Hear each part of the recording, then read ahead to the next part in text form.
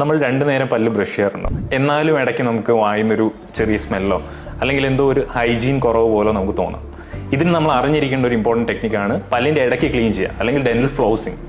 അപ്പോൾ ഇതുപോലെ ചെറിയ വാക്സ് ത്രെഡ് വെച്ചാണ് നമ്മൾ ഈ ഒരു ഫ്ലോസിങ് ചെയ്യുന്നത്. ഇത് വളരെ എഫക്റ്റീവാണ്, സിമ്പിളായിട്ട് ചെയ്യാവുന്ന ഒരു കാര്യമാണ്. ഇനി ഇതെങ്ങനെ ചെയ്യാമെന്ന് നമുക്ക് നോക്കാം. ഇതാണ് ഒരു ബേസിക് ഡെന്റൽ ഫ്ലോസിങ് കിറ്റ്. അപ്പോൾ നമുക്ക് ഇതിനകത്തൊരു ബോക്സ് വരും, അതിനൊരു ത്രെഡ് കാണും, ത്രെഡ് കട്ടർ കാണും. ഈ ഒരു കാണുന്ന steel. Just for demonstration purpose ഞാൻ കുറച്ച് എടുക്കുകയാണ്.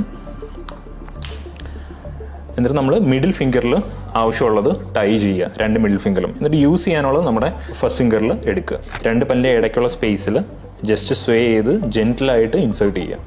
അത് കഴിഞ്ഞ് ഏത് പല്ലിൻ്റെ സർഫസ് ആണോ നമ്മൾ ക്ലീൻ ചെയ്യാൻ പോകണേ, അതൊരു C ഷേപ്പിൽ ആ പല്ലിനെതിരെ നമ്മൾ പ്രഷർ കൊടുക്കുക. എന്നിട്ട് ജെന്റിലായിട്ട് അപ്പ് ആൻഡ് ഡൗൺ മോഷൻസിൽ ആ ഏരിയ ഒന്ന് ക്ലീൻ ചെയ്ത് കൊടുക്കുക. ഫ്ലോസിങ് കൊണ്ട് നമുക്ക് എന്താണ് യൂസ്? നമുക്ക് ഇതിനകത്തുള്ള ബെനിഫിറ്റ്സ് എന്ന് പറഞ്ഞു കഴിഞ്ഞാൽ നമുക്ക് മോണരോഗത്തിൻ്റെ റിസ്ക് കുറയ്ക്കാം, പല്ലിൻ്റെ ഇടയ്ക്ക് പോട് വരുന്ന റിസ്ക് കുറയ്ക്കാം, അതോടെ ഓവറോൾ ഓറൽ ഹൈജീൻ നമുക്ക് ഇമ്പ്രൂവ് ചെയ്യാം.